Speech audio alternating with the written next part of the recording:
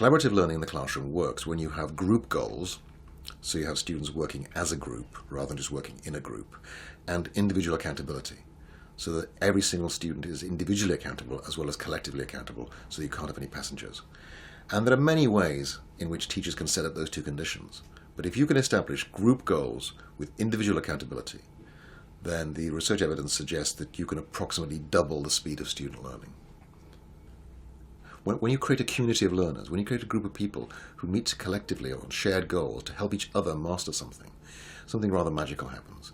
You actually get a higher level of achievement, greater sustained engagement than you can do on your own.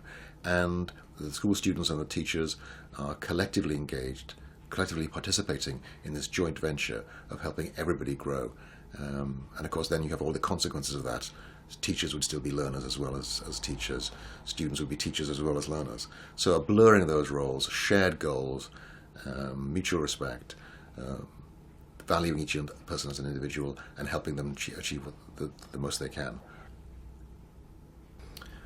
So a good example of a way in which a teacher would set up group goals with individual accountability is to set a task for a group in which different students have different roles. And a common mistake teachers then make is to assign the role of reporter to one of the students at the beginning of the task. That's a big mistake because it doesn't create individual accountability. You have group goals, but everybody who knows that they're not the reporter knows that they're not going to be required to speak on behalf of the group. So their focus, their attention, their concentration will dip.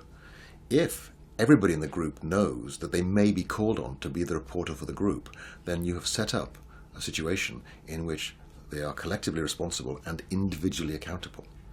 So as I said, the research shows that you have to create these two conditions, this collective responsibility, the group goals, and making students individually accountable. And that's when you get the most effective group work situations.